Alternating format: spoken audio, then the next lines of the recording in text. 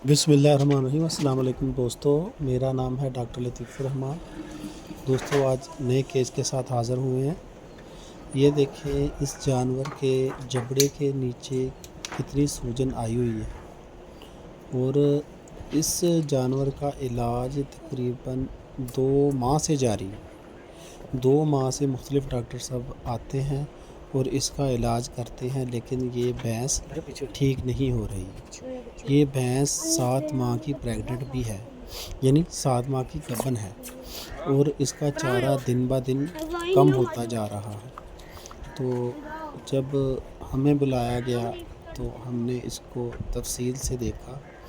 देखने पे ये थोड़ा जा ऐसे पीछे लगता था कि जैसे आम डॉक्टर यही समझेगा कि इसको जैसे एचएस का अटैक हुआ है, क्योंकि इसका जो है ना सांस का मसला भी बहुत शदीद था।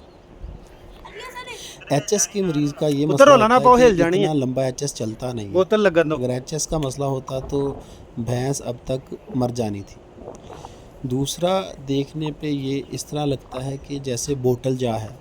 बोतल जा कंडीशन ज़्यादातर लीवर फ्लूक में होती है और लीवर फ्लूक के लिए ट्राइक्लेबिंडाज़ोल या अल्बेंडाज़ोल का फार्मूला मिक्स करके और आइवरमेक्टिन देते हैं। लेकिन इसको 2-3 दफ़ा जो है ना लीवर फ्लूक के लिए भी सस्पेक्ट किया था इन्होंने। इसको लीवर फ्लूक के लिए जो है वो थंडर दी गई थी, लेकिन उससे भी ये जानवर ठीक नहीं हुआ। तो हमने जब गौर किया और इसको देखा तो ये इसकी ना जबड़े के पास से ना पीले रंग की पस निकल रही थी और जब दबाते थे तो अडीमा महसूस होता था और साथ में सांस का मसला भी था। सांस का मसला इसका पहले इतना ख़राब नहीं था जितना बाद में हुआ। तो हमने जो इसको डायग्नोस किया तो हमने इसको एक्टिनोमाइकोसिस या लंपी जा के तौर पे इसको डायग्नोस किया। ये इसमें क्या होता है कि अगर जानवर के मुंह को आप सामने की तरफ से देखेंगे तो इस तरह लगेगा जैसे इसका मुंह जो है ना सूर की तरह का हो गया है और जानवर के निचले वाले जबड़े सख्त हो जाते हैं और वक्त जैसे जैसे गुज़रता है ये सूजते जाते हैं और इनमें आपको पीले रंग की पीप भी नज़र आती है। इसका जो डिफरेंशियल डायग्नोसिस करते हैं वो एक्टिनोबैसिलोसिस से करते हैं। एक्टिनोबैसिलोसिस में भी पीले रंग की ही पस निकलती है, लेकिन थोड़ा उसका जा पीछे ये मसला होता है कि आप अगर ज़ुबान देखेंगे ना तो वो काफ़ी हार्ड होगी, सख्त किस्म की ज़ुबान होगी और उसके जो लिम्फ नोड है ना, जो कि सब मैंडिबल के नज़दीक जो लिम्फ नोड है वो भी पुत्र होला ना जुफनस पाओ में हिल भी जानी होगी। है इसमें आमतौर पे बोतल आपको ना लगन दो। डिफरेंशियल डायग्नोसिस जो करना होता है एक्टिनोमाइकोसिस या एक्टिनोबैसिलोसिस में, वो करने की ज़रूरत नहीं पड़ती, क्योंकि तकरीबन इलाज दोनों बीमारियों का एक ही है।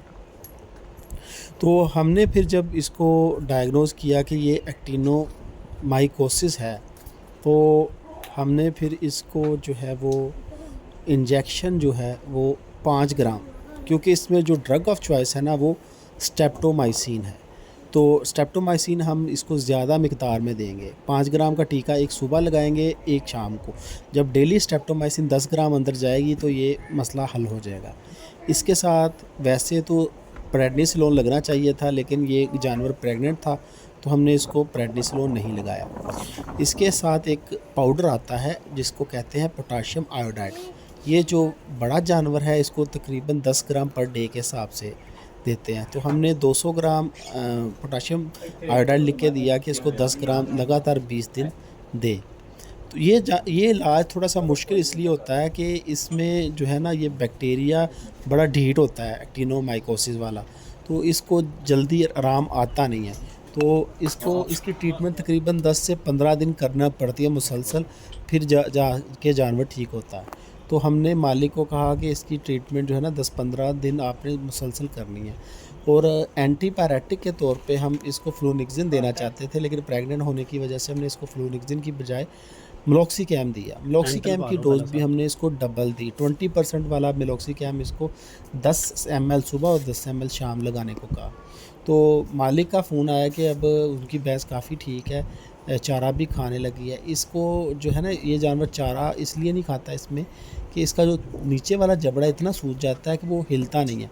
ये बेचारी ज़ुबान से ही अपना चारा अंदर ले, और इसको निगलने भी मसला भी आता है, क्योंकि ये बैक्टीरिया जब ग्रो करता है, ये जबड़े से होता उन्हें जो पता कि मैंने ये एपिग्लोटिस हरकत है, इन्होंने करनी जो है। निगल एपिग्लोटिस के को की भी इन्फ्लेमेशन कर जाता है, जिसकी वजह से इन्हेलेशन निमोनिया भी हो सकता है।